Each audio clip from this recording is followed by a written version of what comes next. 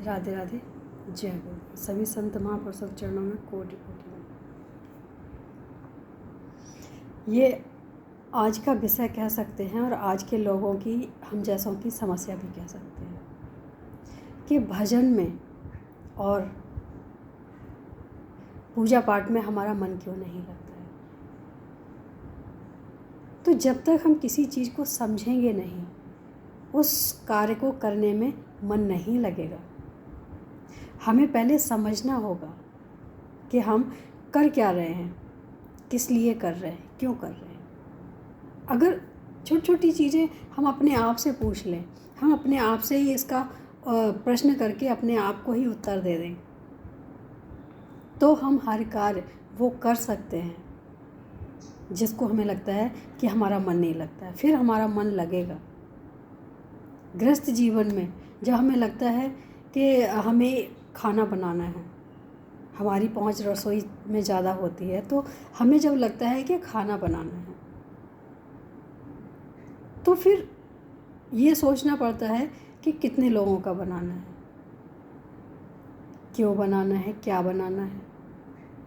ये सारी चीज़ें अगर हम छोटी छोटी बातें सोचते हैं, तो जब हम भगवान के आगे पूजा करने बैठते हैं, तो हमें ये भी तो सोचना चाहिए कि हम किसकी पूजा कर रहे हैं, क्यों कर रहे हैं, और इसके करने से क्या लाभ है, क्या हानि है।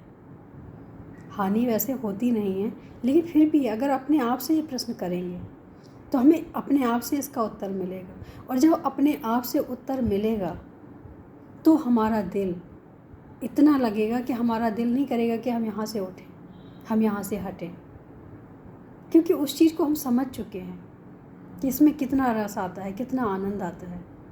और जिस चीज़ में हमें रस और आनंद आने लग जाए तो समझ लेना चाहिए कि हमने उस चीज़ को समझ लिया है और अपना मान लिया है। क्योंकि जब तक अपनापन ना हो, वहाँ ना तो प्रेम हो सकता है, ना कार्य हो सकते हैं। कई बार ऐसा होता है कि जहाँ हमें अपनापन नहीं होता है, वहाँ पे भी कार्य करने पड़ते हैं। तो खुद ही सोच के देखो कि जब हम अपने ना समझ के हम कार्य जब करते हैं, तो हम कितने बेरुखे होके कार्य करने की कोशिश करते हैं, जबकि हम वो कार्य अच्छे से कर सकते हैं, करते आए हैं, हमें वो कार्य आता भी है। लेकिन वहीं अगर हम किसी अच्छे जो हमारे दिल में रहता हो, या हम जिसको बहुत प्रेम करते हैं, जब हम उसके लिए कार्य करते हैं, तो उस कार्य में गलतियां भी नहीं होती और दिल खुश होता है। वो कार्य करने के लिए बार बार हमारा मन प्रेरित करता है कि हमें ये कार्य करना चाहिए, ये हमारे अपने के लिए है, जिसको हम प्रेम करते हैं उसके लिए है। छोटी छोटी बातें अगर हम अपने आप से करेंगे, अगर हम अपने आप से सीखेंगे, तो बहुत कुछ सीखने को मिलता है। ज़रूरी नहीं है कि हर वक्त हमें किसी की सलाह की ज़रूरत हो। हाँ, सलाह लेना भी ज़रूरी है, लेकिन कुछ अपने आप से भी तो खोज करो, कुछ अपने आप में भी तो ढूंढो, कुछ पाने की कोशिश करो, कुछ जिज्ञासा जगाओ, कुछ प्यास जगाओ कि हमें करना क्या है। फिर वही कार्य जो हम ज़बरदस्ती करते आए हैं, वो कार्य करने में आनंद आने लग जाएगा। और जब आनंद आने लग जाएगा, फिर उसकी कोई समय सीमा नहीं रहेगी। क्योंकि समय और सीमा जभी तक होती है जब तक हमारे मन से कोई कार्य नहीं होता है। मेरा तो मानना भी यही है कि बच्चों को भी अपने लाइफ के बारे में वही सोचना चाहिए जिससे उनको करके खुशी मिलती हो, कार्य अच्छा हो, रास्ता अच्छा हो, बस। लेकिन करो वही जिससे खुशी मिलती हो। क्योंकि जब हमें कोई कार्य करने में खुशी मिलती है, तो ना तो हमें उसमें बोरियत होती है और ना ही हमें कभी थकान महसूस होती है। हम हमेशा तरोताज़ा रह सकते हैं। और जब हम हमेशा तरोताज़ा रहते हैं, तो कहीं ना कहीं हम और कार्य करने की क्षमता रखते हैं। हमारे जीवन की परेशानियां यही है कि हम किसी भी कार्य को समझने की बजाय बस हम उसको एक कार्य निभाने की बात करते हैं। हमें लगता है कि हमको ये करना है।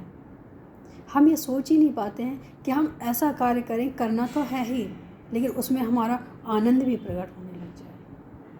जब आनंद आने लग जाएगा तो वो कार्य हम खुशी खुशी करेंगे। जब खुशी खुशी कार्य होते हैं तो उसका एक अलग ही परिणाम निकलता है। ज़बरदस्ती किया हुआ कार्य अलग ही दिखता है।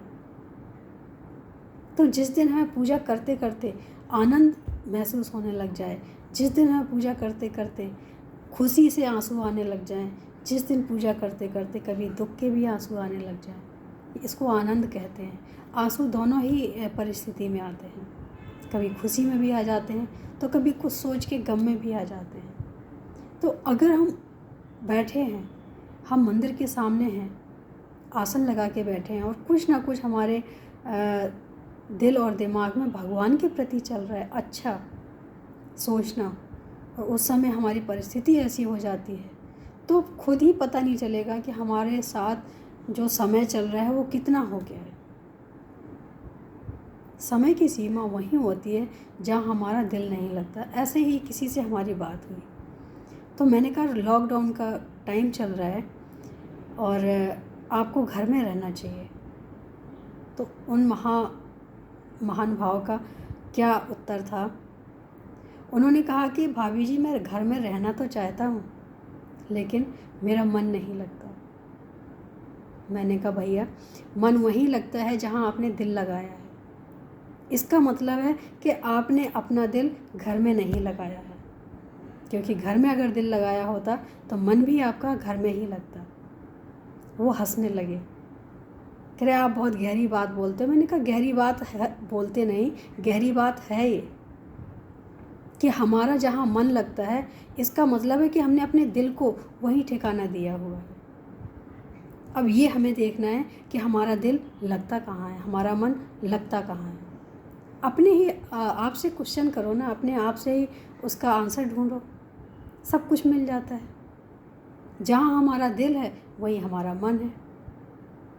मन हमेशा हमें वहीं लेके जाता है जहाँ हमारा दिल होता है, जो हमारा दिल कहता है। तो इससे अच्छा है कि जो कार्य हम कर रहे हैं पूरे दिल के साथ करें, पूरे मन के साथ करें। जब दिल लगेगा तो मन भी लगने लग जाएगा, जब दिल ही नहीं लगेगा तो मन तो ज़्यादा देर बैठने वाला है नहीं। मन को समझाया जा सकता है लेकिन दिल को समझाया नहीं जाता, लगाया जाता है। जब दिल लगने लग जाएगा तो भजन कीर्तन पूजा पाठ, घर के कार्य, बच्चे जो भी हैं, जिसमें हमारा दिल लगा हुआ है उसी में ही हमारा मन लगता है। करके देखो, समझ आएगी। कई चीज़ें होती हैं जो बताने से नहीं पता चलती हैं, जब तक हम स्वयं कुछ ना करें। तो पहले मन कहाँ लग रहा है, उससे पहले ये देखना है कि दिल कहाँ लग रहा है, किस कार्य में हमारा दिल लग रहा है। जहाँ दिल होगा वहीं मन जाएगा, वहीं मन ले जाएगा। तो पूजा पाठ भी अगर करनी है तो पहले दिल लगाओ, मन अपने आप लग जाएगा।